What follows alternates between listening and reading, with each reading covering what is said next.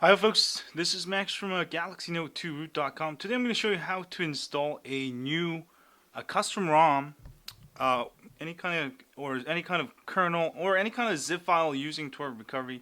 Very easy to do. So let me show you how to do that. First, you'll need to turn your phone off. If for some reason you can't turn your phone off, because I was actually messing around and I got it in a boot loop here, you can take the battery out, put it back in, turn it off, and then hold down volume up, center, and power right away, and then let go of power when you see the logo, and you should be in TWRP Recovery. If you're not, you can try it again real quick. Just do it real quick. Volume up, center, and power, and let go of the power. And this time I should be in TWRP Recovery. There you go. And I'm going to put the battery cover back in. Whoops. Be careful. So here's the main menu. Here's how to install a new ROM. If you're installing just custom ROM, you can skip this step. Also, if you're installing a ROM that doesn't need to be wiped, like let's say you're coming from another TouchWiz ROM to a TouchWiz custom ROM, or you're just upgrading your ROM, you don't need to do this. But for most custom ROMs, you want to do this, wipe, and do a factory reset. All right, you'll want to do that. And then you can swipe, and this will actually factory reset everything back to it's going to erase your settings and apps. It's not going to erase your contents of your videos and photos in your internal storage and other files. It's just going to only clear the system. So once that's done, that's only for installing ROMs. Now for installing zip files, ROM files come in a zip file, kernels come in a zip file, add-ons come in a zip file, mods come in a zip file. Simply go to install, and then you go find the file. I'm actually installing, let me see here. I'm actually installing from my external SD card. So you can install it from internal or your micro SD card. And I've got my ROM in this folder here. This is actually just a stock ROM that I'm going to install here. It's in a zip file. This is a stock ROM file. So if this is a custom ROM, you can also install it. Go ahead and install it and confirm. And this will install the new ROM. And also sometimes some ROMs come with extra files. You can flash that in the same way we just did and flash the additional zip files if needed before rebooting. And that's pretty much it. And reboot, and you should have a custom ROM. Also, before you install a new ROM or even add-ons and stuff, make a backup ROM just in case something goes wrong. You can always revert back. Just, you know, it's a good idea. Anyway, I'll be back when this is done installing.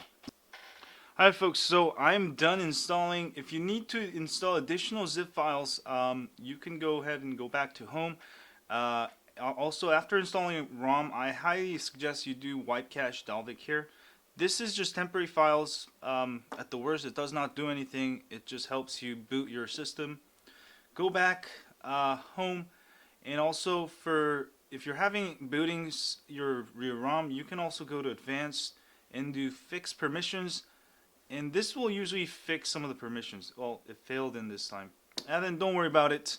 And then I'm gonna reboot my system now. And that's how you install ROM, install a kernel, or install add-ons. Remember, you don't do data wipe factory reset unless you're installing a ROM. Everything else, you can just go to the install menu and install the zip file. And that's how you install zip files using TWRP. For Clockwork Mod Recovery, I also have instructions. It's the same thing, just menus look different on my site. That's the Galaxy Note, how to install ROM on Galaxy Note.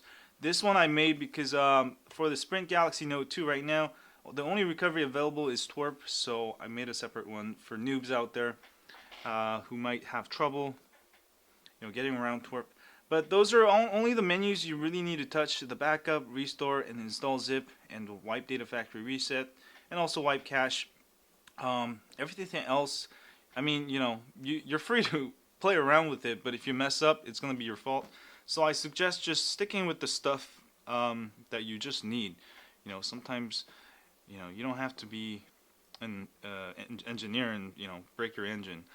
Just gotta know, change the oil and put gas in it. That's all you need to know to run the car.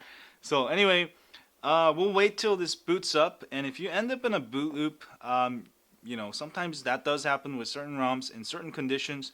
You can always, that might be because you didn't do a factory data wipe, factory reset.